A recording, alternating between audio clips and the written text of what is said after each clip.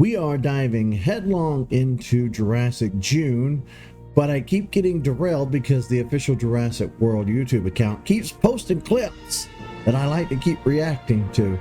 I have this entire video series lined up, I have Let's Plays lined up, I have all this stuff in mind that I want to do, and they just keep giving me new material to work with. So that's what we'll be taking a look at today.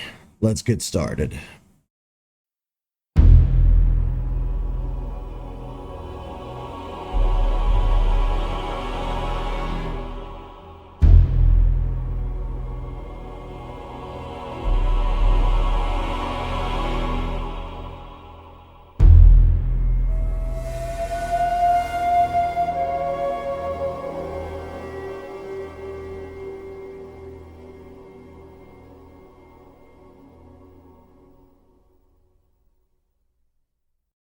You know, everybody asks me if we're just spending all of our day in front of a green screen. I'm like, no, we're actually on these incredible sets and like out in the elements. When it comes to the way we approach a Jurassic film, I'm a great believer in real locations. And it was just, it's so nice finding yourself isolated from what I would think of as my normal life. All of these locations have been characters and they all contribute to elements in the film.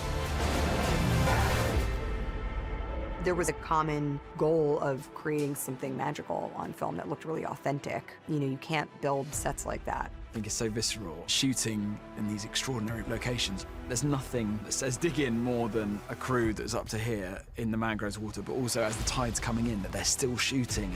Taking boats out to like remote islands and camping out with our crew to get these naturally beautiful places. Our locations are 11 out of 10, every single one. There's definitely shots where you go, no, that you can only get that in a real place. They just look extraordinary and add such texture to the film. Everywhere you look is already seemingly iconic, and it's just sort of out of body to be finding myself in Jurassic World. I wholeheartedly agree. Too many movies these days are made on green screen. I mean, if you look at the locations that they're shooting in for this movie, let's take a look.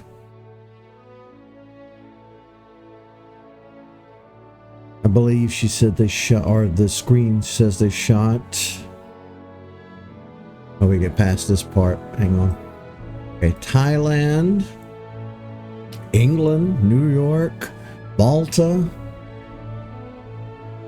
See, that's impressive. They went everywhere. And then, see, that's how movies used to be made.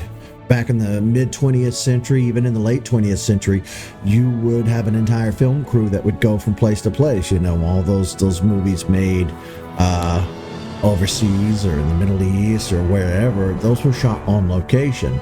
But we kind of got lazy in the film industry. Well, I'm not part of the film industry. They kind of got lazy in the film industry and started doing so much on green screen. Like a lot of those big budget like Marvel movies, so much of it is just green screened. Now a shot like this, yeah, a lot of that CGI, and I don't know how much of that is actual footage, like into the distance there. Some of that, the grass in the foreground, maybe some of those mountainous areas and cliffs might be real world locations. But you never really know how much is CGI.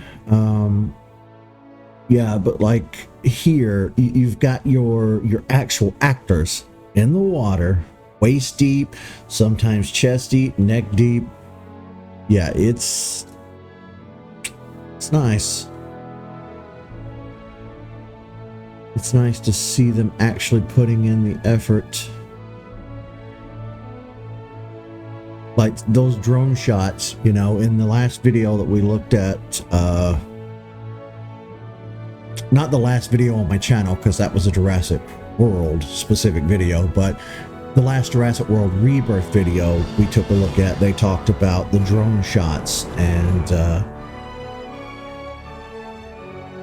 I'm a fan of drone shots. There's a beautiful water there too. Really, really deep blue, dyed blue ocean. Of course, there's a lot of movie magic that's going to go into this kind of thing with a lot of fog and a lot of lighting tricks, but it's, you know, the only thing that I don't like is the fact that this clip shows us the T-Rex getting stuck between a rock, so now we know how the river scene ends. Spoilers. But it's still a nice clip regardless.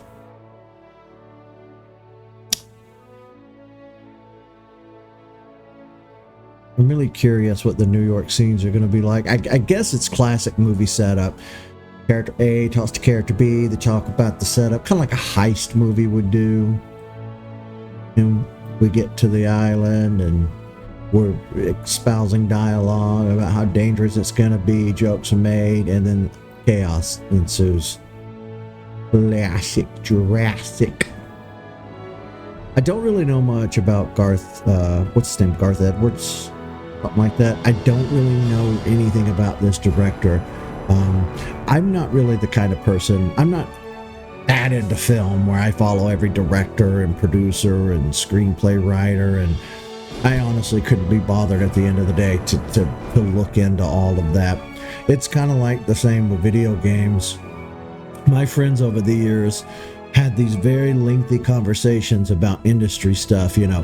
Well, this studio did this with this game, and this game's being made by this guy, and you know, everybody talks about Shigeru Miyamoto, however you pronounce his name, you know, the creator of Mario, and other names float around in the gaming sphere all the time, and I hear them from my peers and my friends, but at the end of the day, I just don't really care. And I don't mean to come across as a jerk. It's just, I'm a simple man.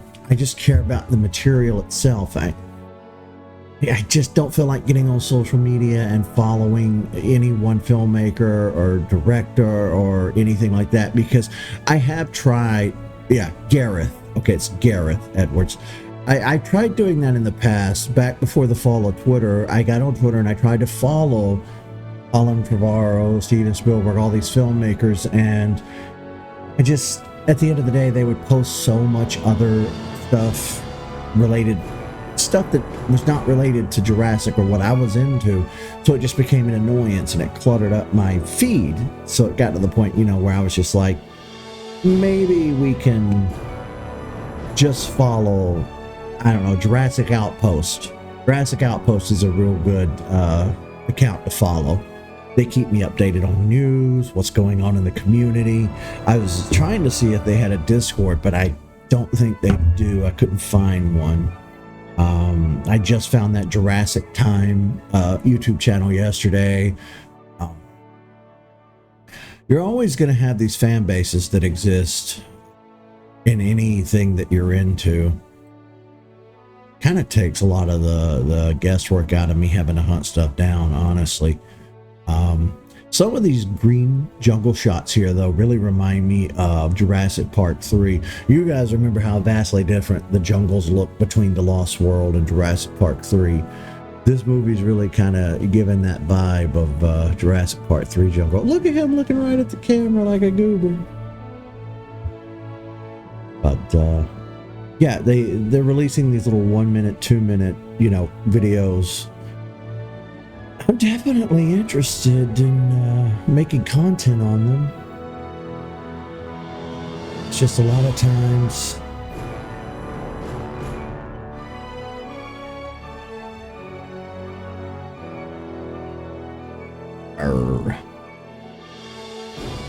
this is gonna be a really good movie. All right, well, I think that's gonna do it for this video. A little shorter than some of the other videos in our little lineup here.